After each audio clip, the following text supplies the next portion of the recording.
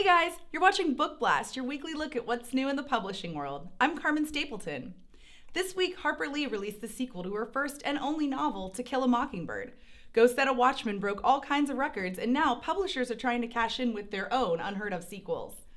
I have with me here today Jeremy Grazer of the New York Times to talk more about that.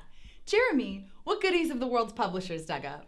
Yeah, okay, so lots of publishers are really concentrating on finding works by authors that the public already knows and loves. For example, Margaret Mitchell. She wrote the 1936 epic Gone with the Wind, and she always swore she had no interest in writing a sequel.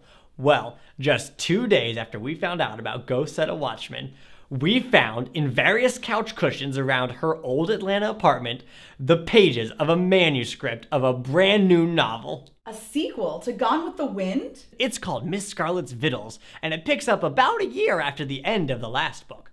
Scarlet, enraged by Rhett Butler's abandonment, moves back to her old plantation Tara and goes crazy. Like truly, insanely off her dick crazy. You don't say. I do, and her hatred for Rhett soon turns into a hatred for all men. So she sits at the gates of Tara and sings Dixie all sad and low, and whenever a man comes by to see who's singing, Scarlet eats him like some kind of southern siren. She eats them?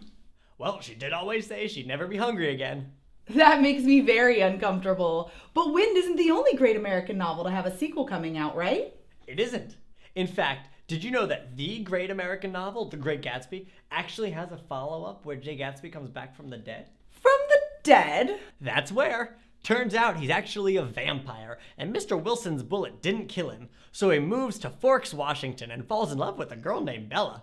That sounds a lot like the plot of Twilight. Oh, it's exactly the plot of Twilight, but F. Scott Fitzgerald thought of it first. I hate that. Any other new sequels? The world of children's books is replete with sequels that maybe should or shouldn't have been written, and we're about to get another one because we found that Shel Silverstein actually wrote a follow-up to The Giving Tree. Stop. Not till I'm done!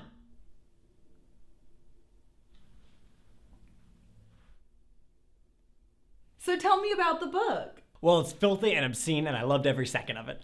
Neat. Want to list some stuff for me now? Obviously. Publishing houses have been digging into their archives to find stuff they might have missed, and it's yielded some incredible results. For instance, Where the Red Fern Grows actually has a sequel called There!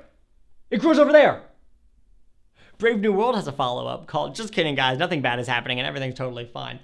Hitler actually wrote a follow-up to Mein Kampf called Mein Other Kampf. And speaking of Hitler, we actually found out there's a second Diary of Anne Frank. And I believe you told me this one is more experimental than the first. Yeah, it's actually mostly blank, except for on the first page on which she wrote, I think I hear a knock at the door. And then nothing. Well, there you have it. Look for these new releases in your local bookstore, Amazon.com, library, and dumpster. For Book Blast, I'm Carmen Stapleton. Goodbye.